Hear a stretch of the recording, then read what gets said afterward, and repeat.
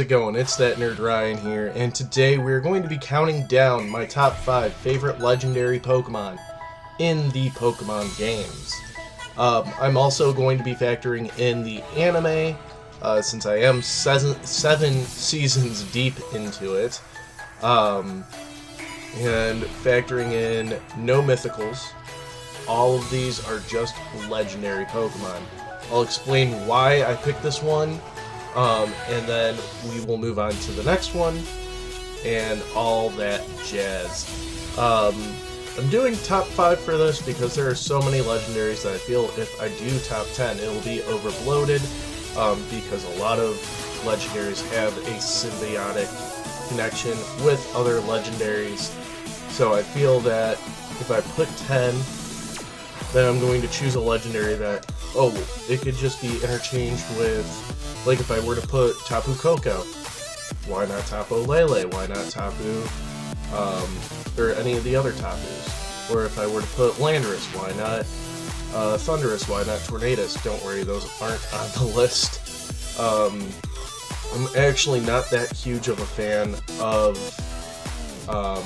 the Pokemon that are like interconnected for legendaries, so we're not going to see a lot of those on this list, if any. But yeah, so without further ado, make sure you guys leave a like, comment, subscribe, ring that bell, and follow me on all my social media down below. And let's get into this list with number 5. Number 5 is Giratina. Now, I know I said that, like, interchangeable and everything like that. However, I feel like Giratina can stand on its own, especially with the mythology behind it, that it's the renegade Pokemon. It got sent to this distortion world for being too violent, and how it can represent antimatter. It can also represent Lucifer, and all this other cool backstory that we get with this Pokemon. It also has its alternate form, its origin form, which took forever for Dialga and Palkia to get separate forms. But we got Giratina with its separate form almost immediately after when we got Platinum version. So yeah, this Pokemon is definitely special. I will say that I do feel like Trio Masters, even though technically Arceus is the Trio Master for that, they do not factor into that symbiotic relationship for me, being that they're basically the Master, which is why we go to number 4, which is Rayquaza. Rayquaza is on this list not just because of its cool design, and not because of any of the details of, it's, like, the ozone layer and stuff like that, even though that is cool, but it's simply a memory. And that memory is that my first time encountering it. So I didn't know about Rayquaza when I was headed to the Sky Pillar or anything like that. Somebody told me that there's a very cool Pokemon at the top of the Sky Pillar. So I decided, okay, I'm gonna go and check out the Sky Pillar. It took me all day to get up there because I couldn't figure out the patterns. I believe this was on Sapphire, by the way. And I finally got up there, and there was Rayquaza. So I went to battle it, and the entire fight took 4 hours of throwing Ultra Balls and making sure that it didn't use Struggle or anything like that.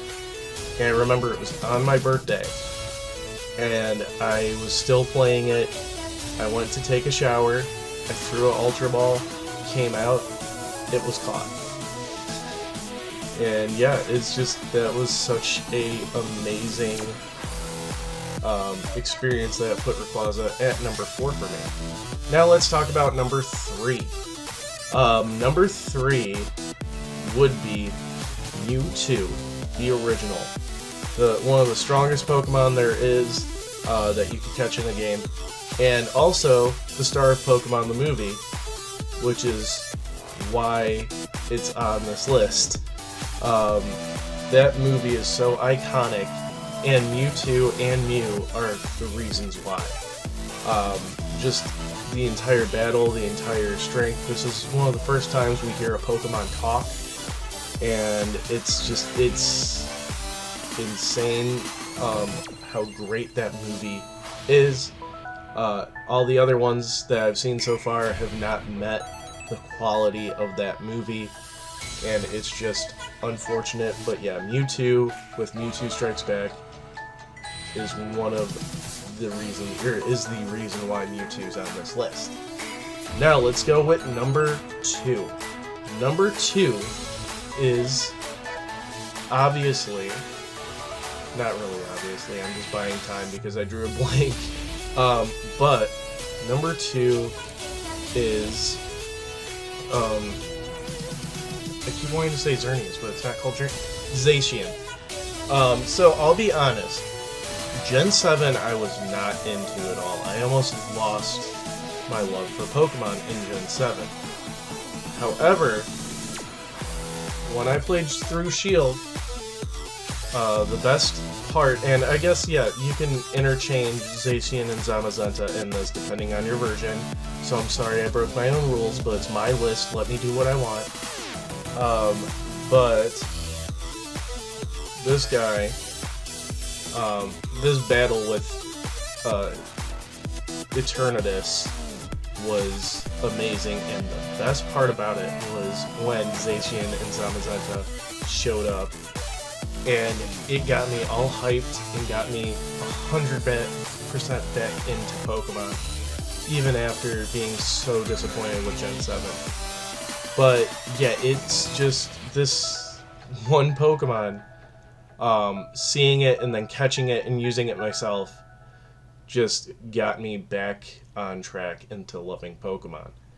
And number 1, the one legendary that started it all for me, and again, yes, it can be interchanged, but no, it can't, because this one literally was my first Pokemon game, and the first legendary I've ever captured, and also the star of Pokemon 2000, and one of my favorite plushies I used to have of all time, Lugia.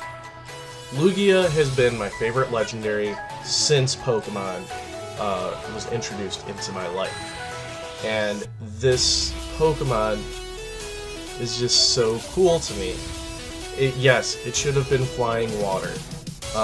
Don't fight me about it not being fighting water or flying water and stuff like that. I agree with you 100%. But the nostalgia goggles are on, and this Pokemon is my all-time favorite legendary. So, I hope you guys enjoyed the video. Be sure to leave a like, comment, subscribe, ring that bell. Follow me on all my social media down below. That Nerd Ryan telling you, have an amazing day, and we are all Pokemon Masters on the inside.